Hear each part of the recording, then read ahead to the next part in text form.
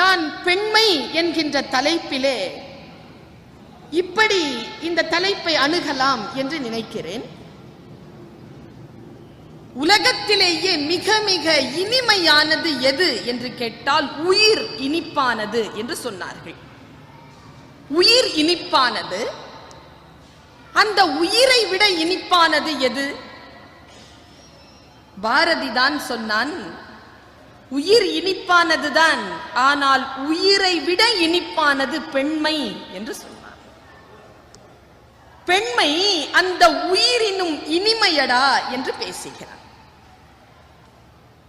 நம்முடைய தமிழ் சமூகத்தினுடைய முகவரியாக நாம் கருதக்கூடிய இலக்கியம் கம்பராமாயணமாக இருக்கின்ற காரணத்தினால் அந்த கம்பராமாயணத்திற்கு முதலில் எழுதுகோலை எடுத்து எழுதத் தொடங்குகின்ற பொழுது கம்பன் நடையில் நின்றுயர் நாயகனுடைய தோற்றத்தை இடை நிகழ்ந்த தோமரு மாக்கதையை தான் எழுதுவதாக பாயிரத்தில் எழுதி கொண்டு செல்கிறார். அந்த கம்பன் இந்த காப்பியத்தை எழுதுவதற்கு முதல் காப்பியத்தை அளித்த வால்மீகி தன்னுடைய காப்பியத்திற்கு சீதாயனம் என்றுதான் பெயர் வைத்தார் என்று பேராசிரியர் கலியனார் அவர்கள் ஒரு கோடிட்டு சென்றிருக்கிறார். விவேகானந்தர் சொல்கிறார், இந்த பூமியிலே 1000 ராமர்களை என்னால் காட்ட முடியும், ஆனால் ஒரு சீதையை காட்டுவதுதான் மிக அற்புதமான விஷயமாக இருக்கிறது என்று பேசுகிறார். சிறையிருந்தாளின் ஏற்றத்தை சொல்லக்கூடிய ஒரு காப்பியமாகத்தான் கம்ப காப்பியம் திகழ்கிறது. நடையில் நின்றுயர் நாயகனுடைய தோற்றம் 2வது நிலையில்தான் அறிஞர்கள் பார்வைக்கு படுகிறது.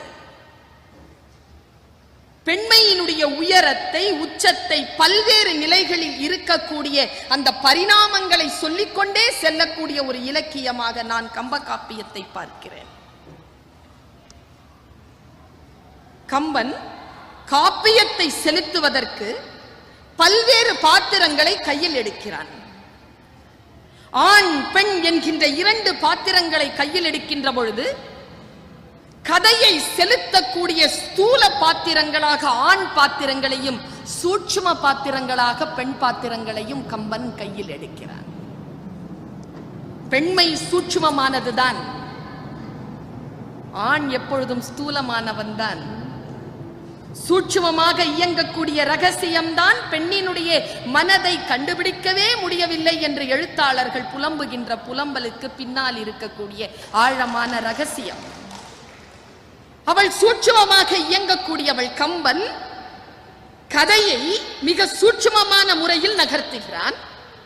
முரண் பாத்திரங்கள், முதன்மை பாத்திரங்கள், துணை பாத்திரங்கள் என்று கொண்டு அந்த கதையை இயக்குகின்ற பொழுது கதையை இயக்கக்கூடியவர்களாக முரண் பாத்திரங்கள் அமைகின்றன. முதலில் காப்பிய நோக்கத்திற்காக ராமனை நகர்த்தக்கூடிய ஒரு பாத்திரமாக தாடகை விளங்குகிறாள். தாடகை முதலில் அயோத்தியிலிருந்து அந்த ராமனை வெளியில் எடுத்து ஜானகியின் பக்கமாக நகர்த்தக்கூடியவளாக தாடகை விளங்குகிறாள். ஜானகியை கரம் பிடிப்பதற்கு தாடகை வதம்தான் அடிப்படையில் விளங்குகிறது என்று படித்தவர்கள் மிக சிறப்பாக சொல்லி சென்றிருக்கிறார். கதையை நகர்த்தக்கூடிய பாத்திரமாக முதலில் தாடகை வருகிறாள். அதற்கு பின்னால் அந்த கம்பனினுடைய மிகப்பெரிய நாயகனாக இருக்கக்கூடிய ராமன் என்கின்ற பாத்திரத்தை அடுத்த நிலைக்கு நகர்த்தக்கூடியவளாக கூனி இருக்கிறாள். கூனி கைகேயி என்கின்ற பெண்ணின் பாத்திரத்தை துணை கொண்டு ராமனை அடுத்த நிலைக்கு நகர்த்துகிறாள். அயோத்தியிலிருந்து ராமனை ஆரண்யத்திற்கு துரத்துகின்றவளாக கூனி இருக்கிறாள். ஆரண்யத்திலிருந்து இலங்கைக்கு நகர்த்தக்கூடியவளாக சூர்பனகை இருக்கிறாள். தாடகை, கூனி, சூர்பனகை என்கின்ற இந்த 3 பாத்திரங்களும் கதையை அந்த கவித்துவத்தினுடைய பாங்கிலே அவதார நோக்கத்தை நோக்கி நகர்த்தக்கூடிய பாத்திரங்களாக விளங்குகின்றன. முதன்மை பாத்திரங்களாகவும் துணை பாத்திரங்களாகவும் இருக்கக்கூடிய கோசலை, சுமித்திரை, சீதை, தாரை, மண்டோதரி, திரிசடை, சபரி போன்ற பெண் பாத்திரங்கள் தான் முழுமையாக கதையை இயக்கக்கூடிய பாத்திரங்களாக, அந்தந்த இலக்கை நோக்கி காப்பிய நோக்கத்தை நகர்த்தக்கூடிய பாத்திரங்களாக இருக்கின்றன. எது பெண்மை? இந்த பெண் தன்மைக்கான ரகசியம் எது? கம்பன் 10,000 பாடல்களை எழுதுகிறான். 10,000 பாடல்களிலும் ஒவ்வொரு பாத்திரத்தை அவன் படைக்கின்ற பொழுதிலும் கூட ஒரு தேர்ந்த சிற்பி ஒரு கல்லில் இருந்து ஒரு சிலையை எடுப்பது போல ஒவ்வொரு பாத்திரங்களையும் கடைந்து கடைந்துதான் அந்த சிற்பியான கம்பன் அந்த பாத்திரங்களான சிலையை வடிக்கிறார். ஒன்று நினைவில் கொள்ளுங்கள் பெரியோர்களே, கம்பனுடைய பாத்திரங்களை முழுமையாக நீங்கள் உள்வாங்கிக் கொண்டால் பெண்ணினுடைய மனம் மிக ஆழமானது என்கின்ற நிலையை விட்டு உங்களால் சில தெளிவான பார்வைகளுக்கு நகர்ந்து போக முடியும். நான் யோசித்து பார்க்கிறேன், இந்த பெண்மை என்கின்ற நிலையில் அத்தனை கூர்மையான பகுதிகளையும் ஒவ்வொரு பாத்திரத்தின் மூலமாக அந்த பெண் தன்மையை வெளிச்சம் போட்டு காட்டக்கூடிய முயற்சியில் கம்பன் வெற்றி பெறுகிறான். ரொம்ப பயமா இருக்கிற பாத்திரம் எது? நான் முதல்ல அந்த காப்பியத்தை அப்படி ஓபன் பண்ணும் பொழுது நம்மள ரொம்ப பயமுறுத்துற ஒரு பாத்திரம் தாடகை. கையிலே அம்பு வைத்துக் கொண்டு நிற்கிறான் ராமன். கையிலே அம்பு வைத்துக் கொண்டு நிற்கக்கூடிய ராமனை பார்த்து விஸ்வாமித்திரர் சொல்கிறார், ராமா, அம்பை விடுத்து தாடகையை கொல். ஆனால் ராமனால் அம்பை விட முடியவில்லை. ராமனுடைய மனதிலே மிகப்பெரிய ஒரு மன தடை வந்து நிற்கிறது. என்னதான் இருந்தாலும் பெண் இல்லையா? பெண்ணை எப்படி கொலை செய்யறது? அப்பொழுதுதான் விஸ்வாமித்திரர் சொல்கிறார், நீ மனதால் நினைக்கிறாய் இவள் பெண் என்று நினைக்கிறாய், ஆனால் உண்மை அது அல்ல. உருவம்தான் பெண்ணே தவிர இவள் உள்ளத்திலே பெண்மை இல்லை. பெண்மை இல்லாத வெற்று பெண் என்கின்ற உடலைத்தான் நீ கொல்லப் போகிறாய். அதனால் பெண் தன்மை நீங்கிய இந்த பெண் உடல் பெண் இல்லை, பேய். அதனால் நீ இவளை கொல்லலாம் என்று விஸ்வாமித்திரன் அடியெடுத்து கொடுக்கிறான். கம்பன் பாட்டு இப்படி எழுதுகிறான். ராமனுடைய அம்பு போகிறது. எப்படி போனது என்றால் சொல் மாதிரி போச்சா அம்பு. சில சொல் கொல்லும் இல்லையா? சில சொல் ரொம்ப சூடா இருக்கும் இல்லையா? அவ்வளவு சூடாக அவ்வளவு வேகமாக அம்பு போனதாக கம்பன் எழுதினான். சொல் ஒக்கும் கடிய வேக சுடு சரம். சொல் ஒக்கும் கடிய வேக சுடு சரம். அல் ஒக்கும் நிறத்தினால் மேல் விடுதலும். அல்லுனா கருப்பு. அல் ஒக்கும் நிறத்தினால் மேல் விடுதலும். கல் ஒக்கும் வைரக்குன்ற நெஞ்சில் தாங்காது அப்புறம் கழன்று கல்லா புல்லோர்க்கு நல்லோர் சொன்ன பொருள் என போயிற்றன்றே என்று எழுதினான் கம்பன். நான் இங்க நிறுத்துறேன். தாடகையின் வதம் நிகழக்கூடிய இந்த நிலையில் பெண்மை என்கின்ற அந்த உச்ச நிலையை கொண்டு கம்பன் தன் சூத்திரத்திற்கான அந்த சூட்சுமத்தை இயக்குகிறான். பாருங்கள், பெண்மை நீங்கிய அந்த பெண்ணினுடைய உடல் அந்த ராமபானத்திற்கு இலக்காகுகிறது. உடலை கடந்து அம்பு போனது. ஆனால் கம்பன் உடல் என்று சொல்லவில்லை, நெஞ்சு என்று சொன்னான். நெஞ்சு என்றும் எப்படி சொன்னான் என்றால் கல்வொக்கும் நெஞ்சு என்று சொன்னான்.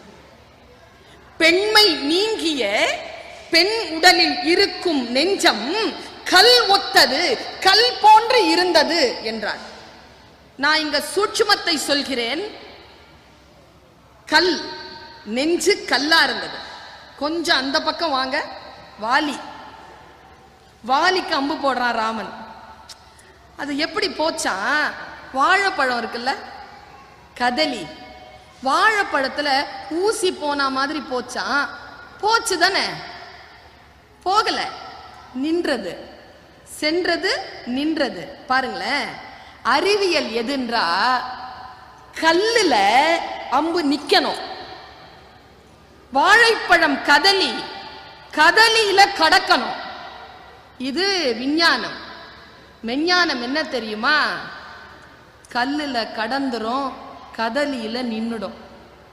மனம் பழுத்து இருந்தால் ராம அம்பு நிற்கும், மனம் கல்லாக இருந்தால் ராம அம்பு கடக்கும் என்கின்ற ஆன்மீக தத்துவத்தை இந்த பெண்மை என்கின்ற அடிப்படையை வைத்து நகர்த்துகிறான் கம்பன். நான் யோசித்து பார்க்கிறேன், பெண்ணிடத்தில் இல்லாத குணம், இருக்கக்கூடாத குணம் எது? அன்பற்ற நிலை, உணர்வற்ற நிலை, அறிவற்ற நிலை. அன்பும் உணர்வோடு கலந்து அறிவும் மிக சிறப்பாக வேலை செய்யக்கூடிய அந்த உன்னதத்தில் எந்த ஒரு பெண்மை மிளர்கிறதோ அந்த பெண்மைக்கு ஏற்றம் தந்திருக்கக்கூடிய காப்பியமாக கம்ப காப்பியம் விளங்குகிறது. தாடகையிலிருந்து வருகிறேன்.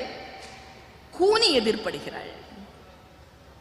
மந்தரை என்கின்ற சொல்லுக்கு என்ன பொருள் என்றால் மனதை கலக்குபவள் என்று பொருள். மனதை கலக்குபவள் மந்தரை. கூன் முதுகு அவளுக்கு, அதனால் கூனி என்று பெயர் வைத்திருக்கிறார்கள். கூனிக்கு அப்படி என்னங்க ராமன் மீது கோபம்? எப்பவுமே கம்பராமாயணத்தை பேசுகின்ற பொழுது ஏன் இளைஞர்கள் வருவதில்லை தெரியுமா? அவர்கள் வயதிற்கு ஏற்றது போல கருத்துக்களை சொல்லுவதற்கு ஆட்கள் இல்லை, சொல்லுகின்ற மொழியிலே அவர்களுக்கான மொழி இல்லை.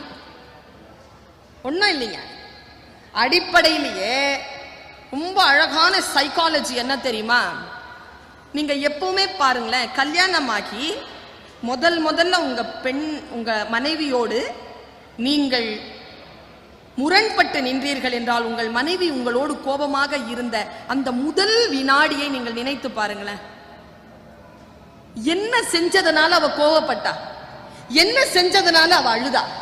என்ன செஞ்சதனால உங்களிடத்தில் அவள் கடும் சொல் சொன்னாள் என்ற அந்த முதல் கட்டத்தை நினைத்து பாருங்களேன். வேற ஒன்றுமே இருக்காது. ஆண் முதலில் பெண்ணை பகை கொள்ளுகின்ற அந்த அடிப்படை சைக்காலஜி, உளவியல் என்னன்னா கிண்டல் பண்றதுங்க. பெண்ணுக்கு கிண்டல் பண்றது பிடிக்காது. ஆண் தன்னுடைய மிக பலமான அந்த காரணத்தினால், பலசாலி என்கின்ற காரணத்தினால் பெண்ணை அப்படி சீண்டி போகிறான். தான் உருவத்திலே மிக சாதாரணமாக இருப்பதினால் அந்த சீண்டலை உள்வாங்கிக் கொண்டு அமைதியாக இருக்கிறாள். ஒன்று ஞாபகம் வைத்துக் கொண்டுங்கள், கிண்டலுக்கு இலக்கான பெண் தன்னை யார் கேலி செய்தார்களோ அவர்களுடைய வாய்ப்பு வருகின்ற பொழுது அந்த ஆணினுடைய வேரை, அந்த ஆணினுடைய வாழ்க்கையின் வேரை அசைத்து பார்ப்பாள். இது உண்மை. கூனிக்கு நிகழ்ந்தது இது. ஒன்னும் இல்லைங்க, என்ன பெரிய தப்பு செஞ்சிட்டா கூனி? கூன் முதுகோட இருந்தா. ராமனுக்கு எது தெரியுமா விளையாட்டு? அவளுடைய கூன் முதுகுல மண்ணுருண்டைய வச்சு அடிப்பான். இது ஒரு விளையாட்டு ராமனுக்கு. மண்ணுருண்டையால அடிச்சானா ராமன் எவ்வளவு நாள் தான் பொறுத்துப்பா? அந்த கேலியும் அந்த கிண்டலையும் தாங்க முடியாத அந்த பெண் மனம் உள்ளுக்குள்ளே வக்கரத்தை வளர்த்து கொண்டது.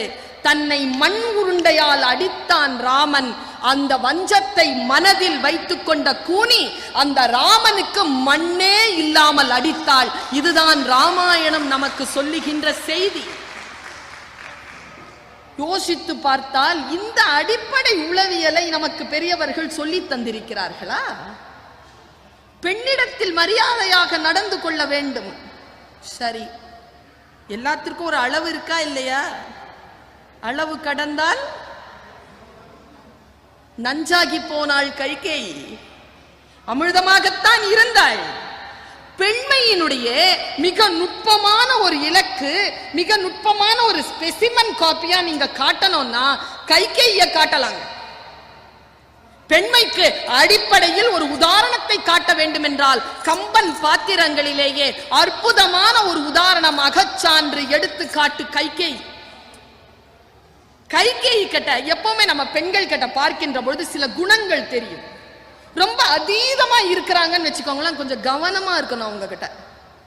ஏன்னா எந்த எக்ஸ்ட்ரீம்ல அவங்க ரொம்ப ஆர்வமா இருக்கிறாங்களோ அதற்கு எதிர்புறமான முனைக்கு அவர்களால் மிக எளிதாக சென்று சேர முடியும். ரொம்ப ஆழமான இந்த உளவியலை கைகேயின் வாயிலாக கம்பன் நிறுவுகிறான். கோசலைக்கும் கைகேயிக்கும் இருக்கக்கூடிய அடிப்படை வித்தியாசம் என்ன தெரியுமா? ஒன்னும் இல்லைங்க. கைகேயி முழுமையாக உணர்ச்சி வசப்பட்டவள்.